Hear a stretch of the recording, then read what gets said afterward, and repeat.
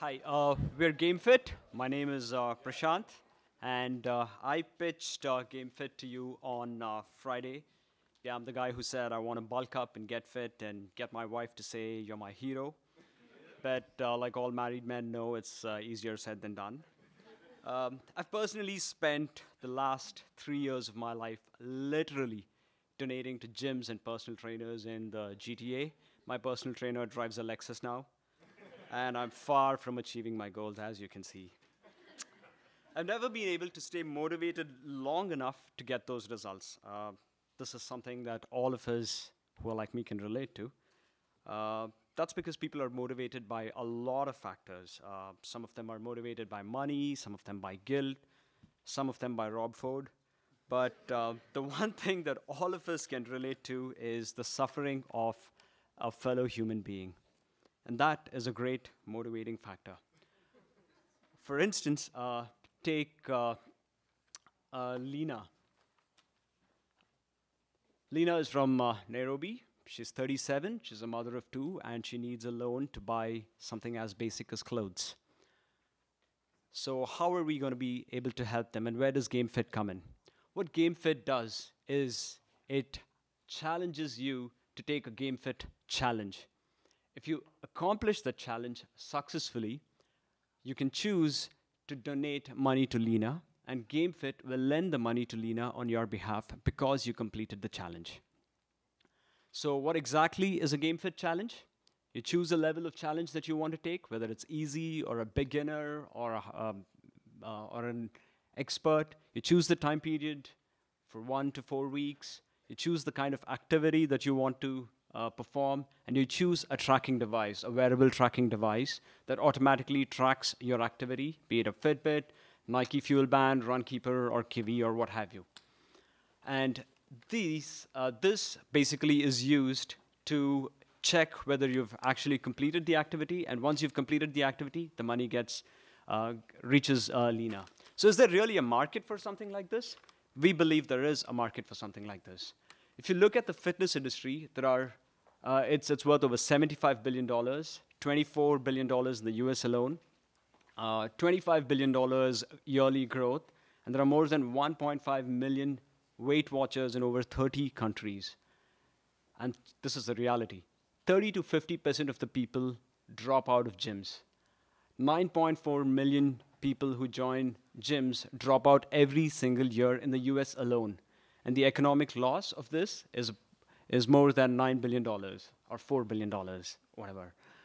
On the other hand, the micro-lending facts are the micro-lending facts. The total amount of money lent on Kiva is $500 million.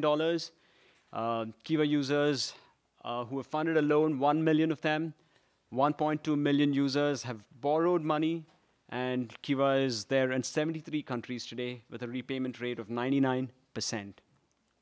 Now, we're trying to merge these two things, and this is our competition. Charity Miles, Everest, Zombies Run, other motivating fitness apps which tell you that they can motivate you to work. But are they really our competition? They're not. How is GameFit different? GameFit focuses and is built on enlightened self-interest. It's a philosophy that states that by helping others, you eventually help yourself.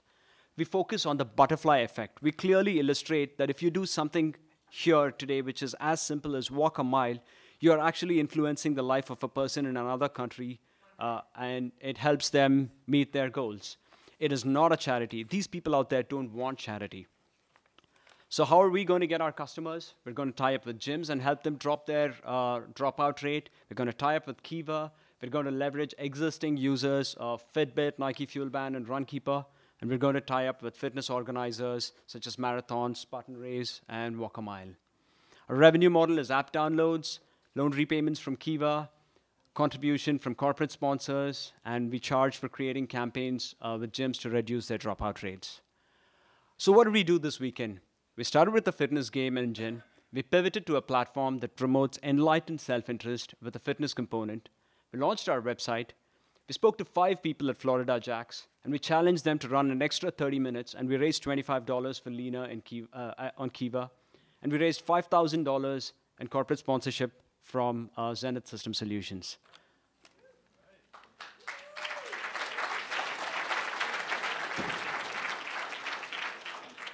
I'd like to specially thank Mike Lovas and the Kiwi Wearable Tech team, especially Ashley, who put us on track, Sunil, who really, really helped me connect with Mike and the Kiwi team, and of course, the Startup Weekend team. So thanks, guys.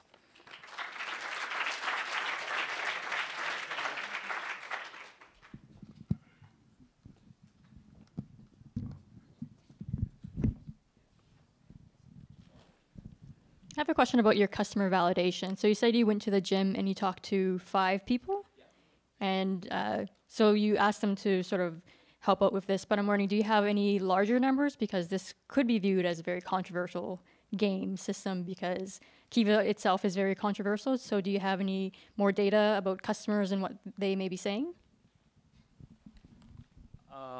No, we were only able to go and talk to 5 people at the gym, and we didn't have much time. But yeah, we're surely going to try and do more customer validation. We did speak to some of the personal trainers at the gym, and they've always mentioned that getting people to stay motivated is really, really hard, in spite of them being personal trainers and taking the thinking out of working out. But it's still really hard. I'm not sure I completely understand when you say Kiva is controversial. From what I've seen of micro-lending sites out there, they're crowdfunding sites, and they are fairly popular based on the amount of money that Kiva has lent so far. But that's something that I'd definitely explore to make sure that there is no controversy there. So I love the concept. I think it's really interesting that you're bridging the two worlds between fitness and micro-lending. My question concerns your statistic on 30 to 50% dropout rate of gyms. I was wondering if you considered the number of people who download apps and then stop using them. Because there's a lot of people, myself included, I've downloaded a fitness app with great gusto and then have dropped it because I don't want to use it anymore. And then what does that mean for all these people who are depending on your app for micro-lending? Actually, we thought about that. And the one thing that we are going to do differently from the other fitness apps out there is most of the fitness apps tell you exactly what you have to do with respect to the kind of exercises that you have to perform. Or if you take an app which is our closest competitor, like Charity Miles, that says run a mile, and for every mile that you run, we donate 25 cents. But now this is up to you. You can choose to run, you can choose not to run. There's nothing that's pushing you to run. And in case of zombie run, like Holly was telling me, she ran for a couple of days, but then she got bored of it because she preferred listening to music as compared to somebody telling her to run because there was a virtual zombie chasing her. But with respect to GameFIT, what we're going to do different is every day there is a challenge that they would have to unlock. The challenge is going to start off slowly. So if you have to run 50 miles in a week, and that's the challenge you've signed up for, we would start with run 1 mile today. And then run the next day, they would unlock the challenge, and then it would say run 2 miles. So there is a certain amount of randomness. They don't know what they're going to do, and that's how they can stay motivated. The second aspect that we've considered, and this is feedback that we've got, is that we will request these people to give us money upfront, and we will tell them that we will match your contribution. So they are more motivated in order to complete it, and if they don't complete it, that money is not going to go to them. So they'd rather complete the challenge and help give that money to Lena as compared to give the money to us, and we're going to keep it.